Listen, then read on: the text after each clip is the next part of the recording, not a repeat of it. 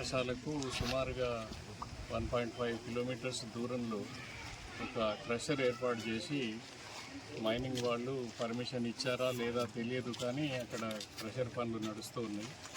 దానివల్ల విద్యార్థులకు ఇక్కడ పాఠశాలలో కొంత అంతరాయం కలుగుతూ ఉంది. ఇది కేవలం విద్యాభ్యాసనానికే కాకుండా వాళ్ళకి ఆరోగ్య సమస్యలు కూడా సృష్టించడానికి అవకాశం ఉంది. ఈ పొల్యూషన్ వల్ల, తర్వాత శబ్ద కాలుష్యం వల్ల వాళ్ళకు భవిష్యత్తులో సమస్యలు ఏర్పడే అవకాశం ఉంది. అందుకని ప్రభుత్వానికి విజ్ఞప్తి చేయడం ఏంటంటే దీన్ని తొలగించండి. ఒకవేళ మీరు తొలగించలేము అనుకుంటే ఎక్కడికైనా దూరంగా షిఫ్ట్ చేయండి. లేకపోతే ఈ విద్యార్థుల భవిష్యత్తు, ఈ ఊరి భవిష్యత్తు అంధకారం అవుతుంది.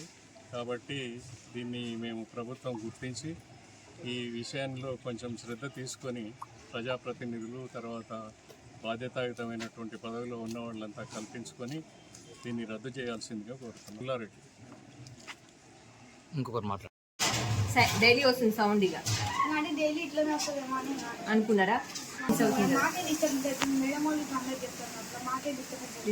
కంప్లైంట్ ఇచ్చి క్రాక్స్ వస్తున్నాయి అప్పుడు అంటే కింద పడుతుంది వెళ్ళిపోతుంది బిల్డింగ్ క్రాక్స్ చెప్పు, ఎట్లా డిస్టర్బెన్స్ అవుతుంది? ఇంకా క్లాస్లో టీవీ పెట్టినప్పుడు టీవీ ఇట్లా షేక్ అవుతుంది, మొత్తం షేక్ అవుతుంది, మొత్తం ఇట్లా షేక్ అవుతుంది, గోడ మొత్తం ఇట్లా షేక్ అవుతుంది సార్. బాగా అవుతుంది. మరి ఎట్లా? ఇంకేం లేదు, కాకపోతే కొంచెం సౌండ్ అదర్ స్కూల్లో టీవీ మొత్తం అది బోర్డు ఉంటుంది కదా సార్, బోర్డు ప్రెషర్ వచ్చినప్పుడు కింద పడ్డది. పడ్డదా? దీనిపైన ఎట్లా సౌండ్ రావద్దు, డిస్టర్బ్ కావద్దు. సౌండ్ ఈడంగా పోతుంటే సౌండ్లు వేరే వస్తున్నాయి, బాంబులు వెళ్తుంటే టీవీ షేక్ అవుతుంది, డిస్టర్బ్ అవుతుంది. మరి ఏం కోరుకుంటున్నారు మీరు? ఆపాలని కోరుకుంటున్నారా? నేను మాజీ కోఆప్షన్ సభ్యున్ని సార్. ఇప్పుడు మా గ్రామంలో గత కొద్ది కాలం నుంచి క్రషర్ పనులు నడుస్తున్నాయి. దాదాపుగా ఇవి నడవబట్టి ఒక 3-4 నెలలు అవుతున్నాయి. ఎన్నో వినతులు ఇస్తున్నాము, అన్ని ఫిర్యాదు చేసాం. మన కలెక్టర్ గారికి ఫిర్యాదు చేసినప్పుడే కలెక్టర్ గారు స్పందించి మా ఊరికి ఎంక్వైరీకి పంపించినారు. ఆ విషయంలో కలెక్టర్ గారికి మేము ధన్యవాదాలు తెలుపుతున్నాము. సో సార్, మా డిమాండ్ ఏంటంటే పిల్లలకి క్వారీకి 1.5 కిలోమీటర్ దూరమే ఉంది.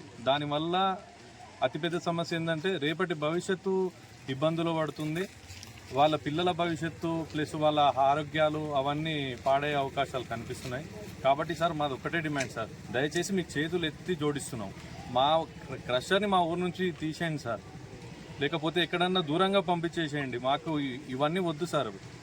దీనివల్ల మా ఊరు ఆగమవుతుంది. మాకు మెయిన్ వాటర్ సోర్స్ అనేది ఆ గుట్టలే సార్. ఆ గుట్టలు లేకపోతే మా ఊర్లో ప్రజలు మేము బతకలేము, ఉండలేము, మాతోటి కాదు. దయచేసి క్రషర్ని దూరం పంపించేసేయండి. గౌరవ పెద్ద మనుషులందరికీ మాకు చేతులెత్తి జోడిస్తున్నాం. ఖచ్చితంగా మాకు ఈ క్రషర్ అనేది తీసేయండి సార్.